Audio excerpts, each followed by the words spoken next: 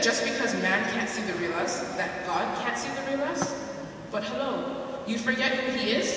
He is our creator, the one that made us.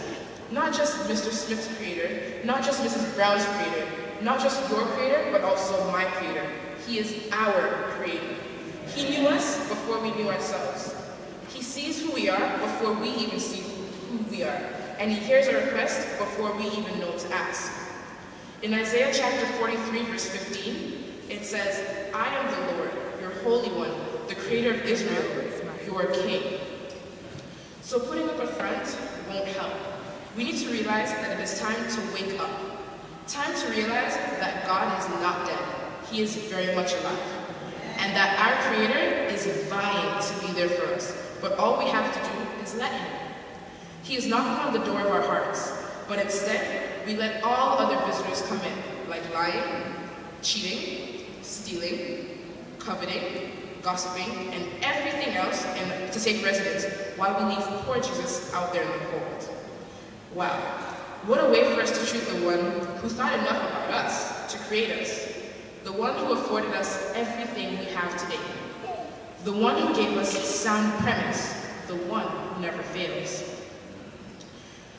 In one of the speeches that Malcolm X gave called the Ballad or the Bullet, he makes a very good quote, and I'd like to share it with you this morning. He says, if we don't do something real soon, I think we'll be forced either to use the ballot or the bullet. It's one or the other in this year of 1964. It isn't that time is running out, it's that time has run out. Well, I am one who doesn't believe in deluding myself. I am not going to sit at your table and watch you eat with nothing on my plate and call myself a diner. I can only be a diner if I eat from the plate. So that's related back to us. When people ask you if you're a Christian, what do you say? Do you think that just because you own a Bible that you're a Christian? If we relate it back to what Malcolm X said, having a Bible doesn't make us a Christian. It's applying that Bible and that word and those laws to our lives that make us Christians and followers of Christ. We always put God on the back burners, but think about this. If God is on your back burner, what's on your front burner? If we have so much junk cluttering our mind, where does God fit in? I mean, shouldn't he be the first thing that we try to place in our lives? When people ask why you're a Christian, what do you say? How can you say it knowing that you don't live it? It's time for us to stop witnessing to others and witness to ourselves. Our Creator made us with purpose to go and make disciples in his name. But we cannot do that if we are hypocrites of the word and not doers of the word. It's time for us to change our perspective and get our acts together.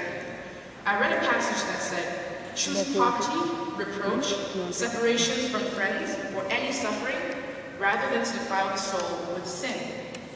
Death before dishonor, or the transgression of God's law, should be the motto of every Christian. And that's taken from messages to young people as well as testimonies from the church. This would mean that it's often better to go through the suffering of man than to defile yourself as a Christian and denature your relationship with God. I mean, we often get so scared of letting man down, but what about when we let God down? Isn't that the ultimate insult to the one who took so much time to create us, each as unique and genuine individuals? And how do we repay him? We throw him off to the side, we disregard him, and we go against the simple request that he asks of us.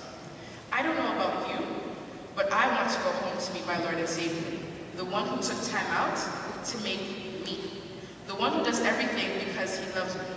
Sometimes the road can be difficult, I'm not going to say no, but it's up to us to trudge on. Because I know that my home in Glory Land is prepared and waiting for my arrival. And I want to be one of those saints who go marching in, and I want to see all of you there with me. The second coming cannot take place if we are not there. And I really and truly want to see us all there so we can journey to the promised land together. Let's live our lives like we're ready to go home. Not like the Israelites who, when getting so close, backed out because they got scared of what they saw. We're so close to being there. Let's not take our eyes off the prize now. Let's keep looking and holding on to our Creator, the one who has never, and I said never, left us and promises in his word to abide with us. It's time to wake up and and see reality. We are in the end times whether we like it or not. Soon, when we will no longer have the freedom to worship, what will we do? Who will we have if we do not begin to hold steadfast onto our Maker and our King? Now you may ask, isn't today Education Day? Yeah, it is. And you have seen a product of what Christian education can do here this morning. Being in the Christian environment daily is honestly a test. And it makes it even harder because so much people are watching you, expecting you to be what perfect. What is that on the screen? And you get so busy pleasing man that you forget about your Creator.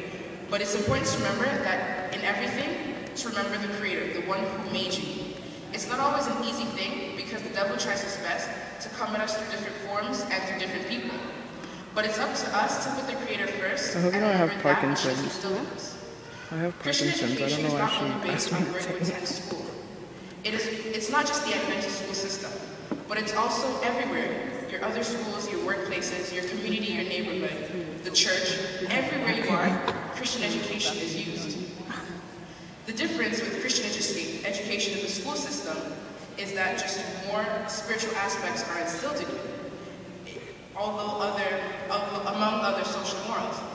It teaches us how to serve our Creator emotionally, mentally, socially, physically, academically, and spiritually. That's why it can also be a daily challenge and test, because we too are sinners, and a lot of times we are short-tempered, angry, mean to one another, and so much other things that we forget that our Creator taught us to be loving, kind, and gentle to one another. In our school system, it becomes the biggest challenge because the devil uses our weakest points to turn it into our fallen points. But if we remember that which the Creator has instilled in us, we can use those weakest points to be the most powerful things about us to defeat the enemy. That's why I value Christian education. It not only teaches me, it also propels me to use what I'm taught. And I think that is where the benefit of Christian education kicks in. Because the product of what I'm being taught can be put into action for others to see my light shine.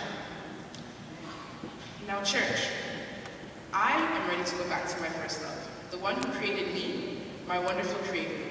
And if you're ready to go with Him to an eternal life of bliss, make it your practice and your earnest prayer. Don't only wait until times get a little low.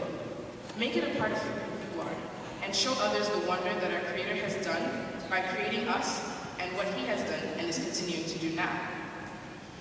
The story is told of a man who was truly devoted to a life of service. When I say he remembered his Creator, he was in church early every Saturday morning. He was always the first one to get Sabbath school started. He was up front every week. He was really active in church, and you can see that he was a man that loved the Lord. He loved the Lord so much that he vowed that he wouldn't